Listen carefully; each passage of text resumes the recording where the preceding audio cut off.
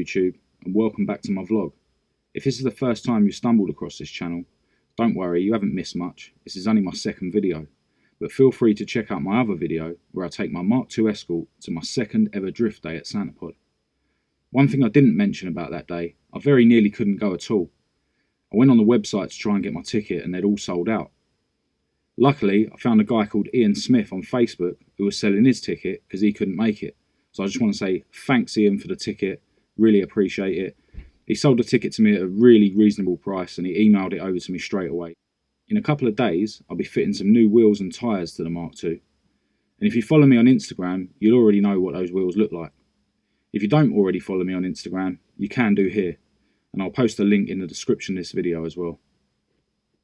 Today, I thought I'd talk about the story behind me getting the Mk2 and go into a bit more detail about the modifications that I've done to it. So, I bought the car 5 years ago with some money that I got from a PPI refund from a loan I had when I was younger. The car was first registered in 1978 and it started life as a 1300 GL in metallic green. Shortly after I bought the car and partially stripped it down to figure out what welding needed doing and stuff, I decided I was going to have to sell the car for financial reasons. I quickly changed my mind though and decided that I would keep it, but on the condition that I learned to weld it up myself and paint it as cheaply as possible, which is what I did. It's actually painted matte black with a roller. The paintwork's looking a bit patchy at the moment because after 3 years of driving it in all weathers, the surface rust started coming through here and there. So I've spent the last month or so carefully grinding away the surface rust and touching up the paint wherever I need to. The idea is that once I've dealt with all the rust, I'll give the whole car a quick sand and give it a fresh couple of coats of matte black paint so it should look a lot fresher. And now that I'm using the car daily and taking it to drift days and stuff, I'm even more glad I didn't spend thousands on a proper paint job. The car's had quite a few engines in it since I've owned it. When I got it, it had the original 1300 Crossflow, which was replaced before I even got it on the road. I replaced this with a standard 1600 Crossflow from a Mk2 Escort 1600 Sport that was imported from South Africa. I took the radiator out of the same car as well, and it's still got that radiator in now, although I've added an electric spow fan to it. The next engine I put in it was a dry sumped 1700 Crossflow, which was heavily modified, and I ran that on twin 45 side drafts, and it made 136 bhp. I loved that engine, it was a lot of fun. But eventually it went bang one day on a motorway, and I had to put the standard 1600 back in, until I'd accumulated enough funds to do the ZETEC swap, which is what's in the car now. The 2 litre ZETEC in the car now is completely stock internally. It came straight out of a 90,000 mile 1999 Ford Mondeo. The car was an auto, so I had to change the crank sensor bracket and also fit a manual flywheel. The flywheel that I've got on it is a 1800 ZETEC flywheel because they're a bit lighter than the 2 litre ones, and it's been re-drilled to take a Pinto clutch. The carburettor is a 32/36 DGV, which has been slightly modified in that instead of having progressive throttle plates, they're now synchronized. So originally these carburetors, you could cruise around with part throttle and only one butterfly would open to give you better fuel economy. And then when you floor it, the second butterfly opens to give you a bit more power. Mine's modified so that both the throttle plates open at the same time. It gives a bit of a flat spot down low, but once you put your foot down, it really does pick up well. The inlet manifold I'm using is from a company called Autospeed. Now they're the official supplier of inlet manifolds for the Brisker F2 and the SSCA stock cars, and they flow really well.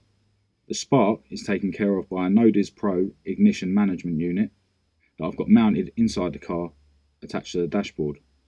The exhaust manifold and system are both Ashley. It's not too loud, but it still sounds nice. To get the 2 litre ZETEC in the engine bay of a Mk2 Escort, there's a few things I've had to change. I've got a Neil Dunn water rail and a Neil Dunn oil sump kit. I've got some retro Ford engine mounts, and I've got a Tiger Motorsport alternator kit. That's about it for the engine, so let's talk about suspension. Now, the front struts are actually the standard 1300 struts that came with the car, but I've fitted adjustable Spec shock absorbers to them, and I've got 3-inch lowered front springs. I've also got some really cheap eBay camber adjustable top mounts. The rear suspension, I've got £146 single leaf springs which have been decambered by 2 inches, and Bilstein shock absorbers. The front anti-roll bar is a Mk2 Escort twin cam anti-roll bar, which brings the front wheels forward slightly and really improves the self-steering characteristics of the car, which is brilliant for drifting. I've got a quick rack fitted to the car, so it's 2.4 turns lock to lock, which again really improves things when I'm drifting. The front brake calipers are M16s, which is the same as what's fitted to the Mk2 RS2000 cars, but I've got a spacer kit fitted in there so that I can run the Capri 2.8 spec front brake discs. Although I've upgraded the brake discs now to EBC grooved and dimpled, and the pads in the front calipers are EBC yellow stuff. The rear brakes are just a standard 8-inch drum setup that came with the car. So the clutch I'm using is a combination of AP Racing and standard spec LUK. So I've got an AP Racing heavy duty friction plate and an LUK standard spec pressure plate. Now the AP Racing pressure plate would have been a bit overkill for the torque that I've got in this car, and it would have made the clutch unnecessarily heavy, which isn't great for an everyday car. The gearbox itself is a Type 9 5-speed from a 2-litre Sierra, but I've fitted a Mk2 RS2000 alloy bell housing so that it fits in the Escort tunnel easier, and I've also fitted a rose jointed quick shift shifter. The prop shaft is a Motorsport Spec heavy duty single piece prop shaft. The rear axle is the stock rear axle that came with the car, but I've had a anti-tramp bar kit fitted.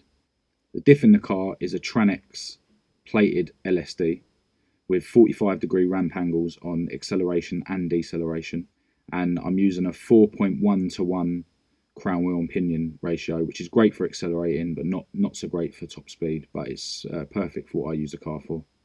Interior wise, the back seats have been removed. In the front I've got these Cobra Monaco bucket seats and Luke harnesses.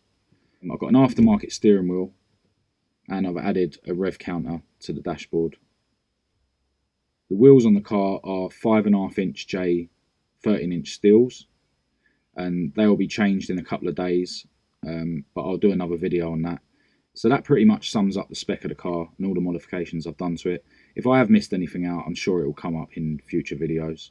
If you like this video, feel free to give it a thumbs up. If you thought it was shit, give it a thumbs down. Hit subscribe to be kept up to date with any other videos that I post in the future. Thanks for watching.